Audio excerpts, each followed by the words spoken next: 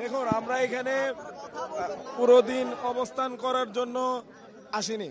এখানে আমরা এসেছিলাম আমাদের ন্যায্য অধিকার আদায়ের লক্ষ্যে একটি বিক্ষোভ মিছিল নিয়ে। এটি যখন আমাদের শিক্ষা ভবনের সামনে আসে তখন উস্কানি ছাড়া পুলিশের কতিপয় সদস্যের পক্ষ থেকে এখানে কিন্তু জলকামান নিক্ষেপ করা হয়। তারপরে বিষয়টা অনেকখানি বিশৃঙ্খলতায় রূপ নেয়, কিন্তু আমরা এখানে শৃঙ্খলা রক্ষা করতে সক্ষম হয়েছি এবং এখানে তাদের যে ন্যায্য দাবি আদায়, সেই দাবি আদায়ের লক্ষ্যে এখানে প্রত্যেকে অবস্থান করছেন। আপনারা জানেন যে গতকালকেই ঘোষণা দেওয়া হয়েছে, যদি এখানে বিডিআর সদস্যদের এবং বিডিআর পরিবারের মধ্যে যারা অন্যায়ের শিকার হয়েছে, অবিচারের শিকার হয়েছে,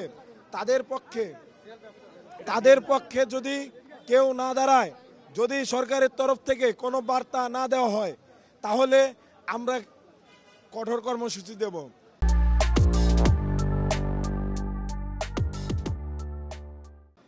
এরপরও সরকারের কোনো দপ্তর থেকে কিন্তু আমাদের সাথে যোগাযোগ করা হয়নি, তাদের কাছে যাওয়া হয়নি, কথা শোনা হয়নি। আমার কথা হচ্ছে যে কেন? আপনারা জানেন যে এই বিডিআরদের যে ন্যায্য অধিকার, সেটি আদায়ের লক্ষ্যে বিডিআররা বহু পূর্ব থেকে আন্দোলন করে আসছে, কিন্তু কোনো কমিশন করে দেওয়া হয়নি। এমনকি আমরা যখন আন্দোলনে সংহতি প্রকাশ করলাম, তারপরেও কমিশন গঠন করা নিয়ে অনেক টালবাহানা হয়েছে। তারপর যখন কমিশন গঠন করা হলো, সেখানে দেখতে পেলাম সেই কমিশনের মধ্যে তাদেরকে পূর্ণাঙ্গ স্বাধীনতাটুকু দেওয়া হয়নি। তাহলে এই রকম যদি টালবাহানা চলতে থাকে, তাহলে তো এইখানে যারা ন্যায় বিচারের আশায় বসে রয়েছে তাদের মনে সন্দেহ দেখা দিবে এবং ফলশ্রুতিতে অবস্থা কিন্তু সেদিকেই গড়াচ্ছে। যদি সরকারের পক্ষ থেকে পজিটিভ বার্তা না আসে, তাহলে কিন্তু আসলে আমাদের পক্ষেও তাদেরকে সামাল দেওয়া কঠিন হয়ে যাবে। আমরা চাই যে এই ন্যায্য দাবি গণ অভ্যুত্থানের ফলে সৃষ্ট যে সরকার, তারা মেনে নেবে এবং তারা তাদের সাথে সংহতি প্রকাশ করবে। মাত্র আমাদেরকে জানানো হয়েছে যে তারা 5 থেকে 7 সদস্যের একটি প্রতিনিধি দল আমাদেরকে ডেকেছে এবং আমাদেরকে ভেতরে যাওয়ার জন্য আহ্বান জানিয়েছে এবং আমাদেরকে এটি জানানো হয়েছে স্বরাষ্ট্র উপদেষ্টা উনি ঢাকার পথে রওনা হয়েছেন, সম্ভবত উনি গাজীপুর আছেন এবং এসে আমাদের সাথে কথা বলবেন।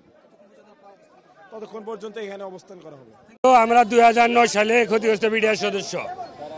আমি ঢাকা ছিলাম না, ঢাকার বাইরে সিলেটে ছিলাম।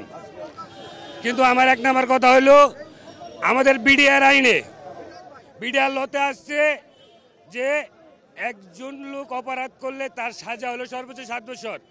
কিন্তু একটা ঘটনা ঘটার পরে কিভাবে নতুন প্রজ্ঞাপন জারি করে আবার এটার বিচার করা হয়, এটা হলো আমার 1 নম্বর দাবি।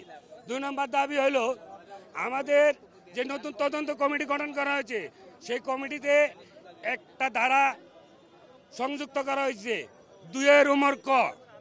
সেই 2 ককে বাতিলের জন্য আমি সবিনয়ে অনুরোধ করতেছি এবং আমরা যারা ক্ষতিগ্রস্ত বিডিআর সদস্য আছি, আমরা সবাই নিরপরাধ, আমরা এই ব্যাপারে কিছুই জানি না। তারপরও আমাদেরকে জোর করে ধরে সাজা দিয়েছে এবং আমার কুটে আমাকে বলছে, আমাকে জিজ্ঞেস, আমি জেল গেছি 5.5 বছর।